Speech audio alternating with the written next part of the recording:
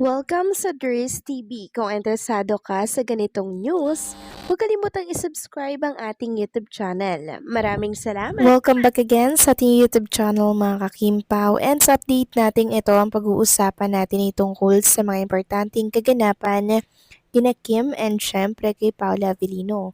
Pero bago po ang lahat, maraming salamat sa inyong patuloy na pag-support at pagsubaybay sa mga daily update natin.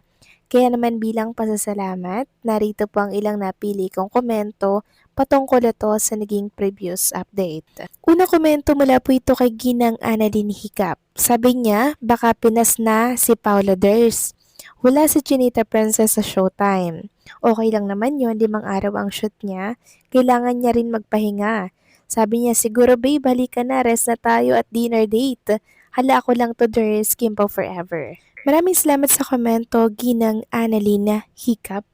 Usap-usapan ngayon sa mundo ng social media na di umano, nag-out of the country nga si Chinita Princess. Although wala pong mga picture na lumalabas, pero ito po yung mga pinopost ng ilang Kim Pao page dito po sa Facebook na nag-out of the country nga po si Chinita Princess. So hindi pa malinaw kung ano po yung rason. Merong nagsasabi na for the training ito ng panibagong role ni Chinita Princess and Paula Avellino sa mga susunod po na buwan.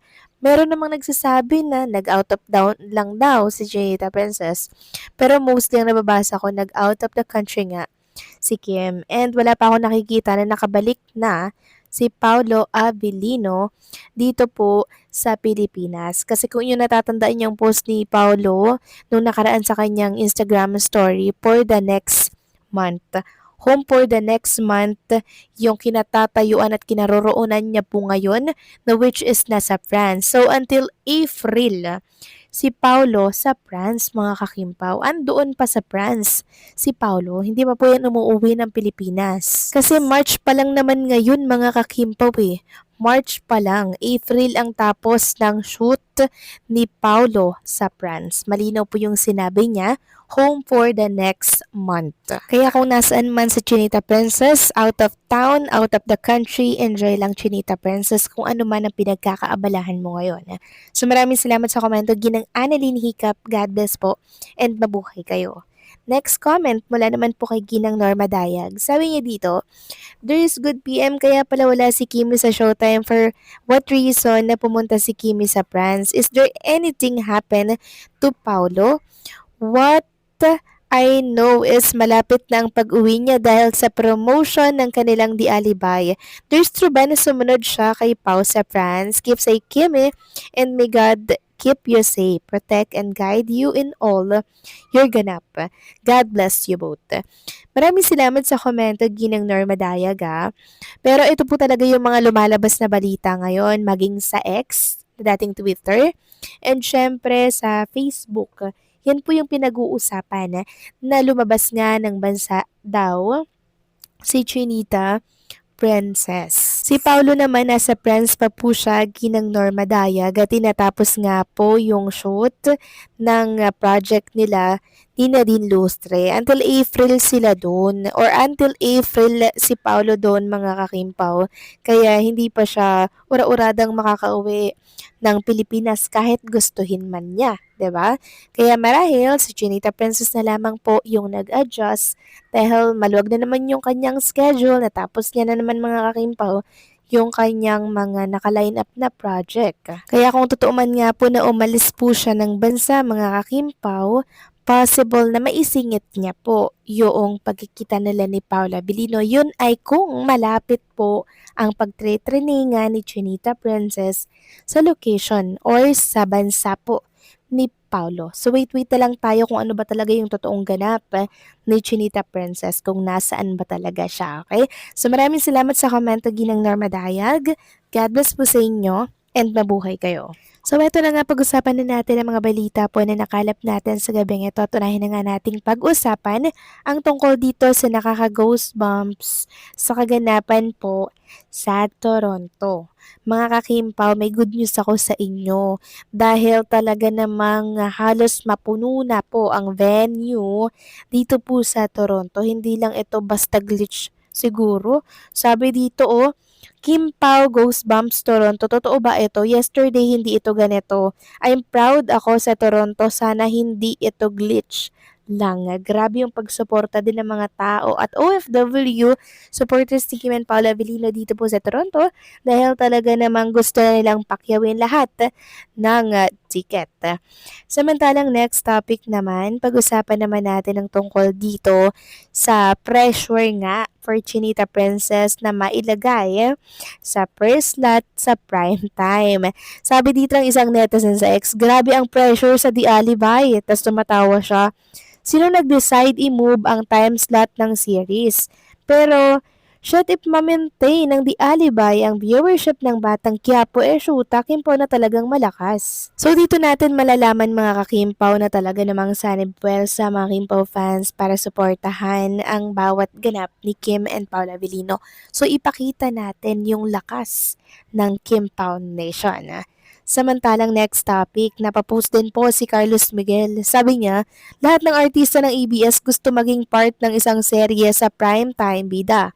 What more mailagay ang show mo sa 8pm slot na ilang taong inilagaan ni Coco Martin Pero gets ko kung bakit hashtag di alibay ang ipapalit sa Batang Quiapo. Malakas ang power ng Kimpaw sa masa at TFC. At naniniwala ako na susuportahan pa din ng televiewers ang 8pm slot ni Kim Chiu at Paula Avellino ang bida hanggang sa muling pagbabalik ni Coco at pagpapalabas ng Sigabo sa primetime. Kaya naman sa March 16, siguraduhin nakatutok tayo sa ating TV at sa Kapamilya Online Live para sabay-sabay natin ipakita ang support sa Kimpaw. And sa mga nasa abroad naman po na OFW natin, pwede po kayong manood sa TFC mga kakimpaw. No? Kung walang-wala talaga kayong mapanooran, pwede na rin siguro sa online. Okay? Ika-count na lang din natin yan. Samantalang next topic naman tayo, nagpaiyak si Chinita Princess sa kanyang naging statement dito po kay Direk Lorena na nagse-celebrate nga po ng kanyang birthday ngayong araw. Ito po yung mensahe ni Kim Chiu. Happy birthday, Direk Loren. Thank you for always being there for me. Thank you for your time, your guidance, and for always being my tatay in this industry. Through all the seasons of my life, both the good and the challenging, you have always been there. I am truly grateful and lucky to have someone like you in my life. Since day one, you believe in me. You have been one of my biggest blessings, and I will never get tired of saying thank you to you. I hope you had a wonderful birthday. Wishing you good health, love, happiness, and may all your prayers come true. You deserve all the blessings in the world because you have been a blessing to so many people, most especially to me.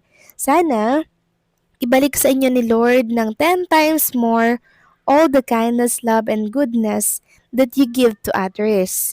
Thank you for your understanding, patience, love, and care. Love you so much, Derek. Happy birthday again, and I will never ever get tired of saying thank you for everything. Love you, Derek. Happiest birthday, Derek Loren. Let's show some love to Derek. Then tinag niya po ang Star Magic.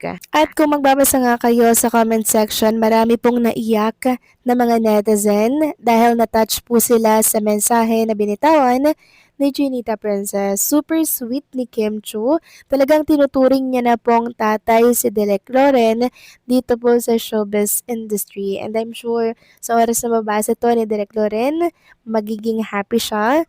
And syempre, medyo magiging mangluha-luha no? Sa bababasa niya po na mensahe ni Chinita Princess. Kasi parang totoong anak niya na talaga si Kim Chiu. So muli, happy birthday, Direk Loren. More birthday to come and more blessings to come. And for Chinita Princess naman, enjoy kung nasaan ka man ngayon.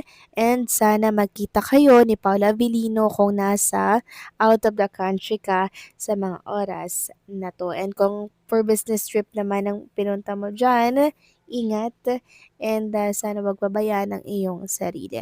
So paano mga kakimpaw, hanggang dito na lamang po ang update natin at maraming salamat po sa inyong patuloy na pag-support at pagsubaybay sa mga daily update natin. Sana po wag po kayong magsawa sa panonood and syempre sa pagsuporta na din kay Kim and kay Paula Avellino. Huwag niyo pong kalilimutan sa Lunes ang pag-ere po ng The Alibay sa Free TV. Open natin yung television from 8 to 8:45 p.m. dahil malaking tulong po ito kay Kim and kay Paolo. So hanggang dito na lang po ang update natin. Maraming salamat sa patuloy po na pagsuporta.